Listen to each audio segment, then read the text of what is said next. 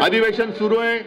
भास्करराव आले आहेत, सगळे आपले आमदार पण आहेत, अजय चौधरी आहेत, मनोज जामसुरकर तिकडे, महेश आहे, हारून खान बसले, अनेक आमदार आहेत, अरविंद सावंत इकडे खासदार बसले, जयंतराव आहेत, जितेंद्र आव्हाड आहेत. हे सगळे जण या अधिवेशनामध्ये या गिरणी कामगारांसाठी पलीकडे शिक्षक बसलेत. त्या शिक्षकांचा आवाज आपल्याला बुलंद करायला पाहिजे, शिक्षकांचा आवाज.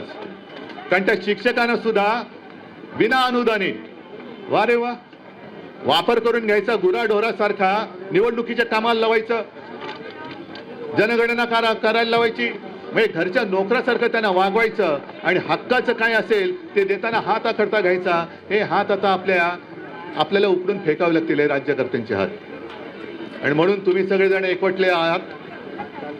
मराठी माणूस आता परत एकदा जसा संयुक्त महाराष्ट्राच्या वेळेला एकवटला होता तसा महाराष्ट्रातला तमाम मराठी माणूस आता एकवटला पाहिजे. जोपर्यंत मराठी माणूस एकवटत नाही तोपर्यंत आपल्याला न्याय मिळणार नाही. आपण सगळे एक आलेलो आहोत. ही एकजुटीची वज्रमुठ अशीच कायम ठेवा.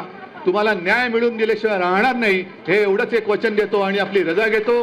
जय हिंद, जय महाराष्ट्र.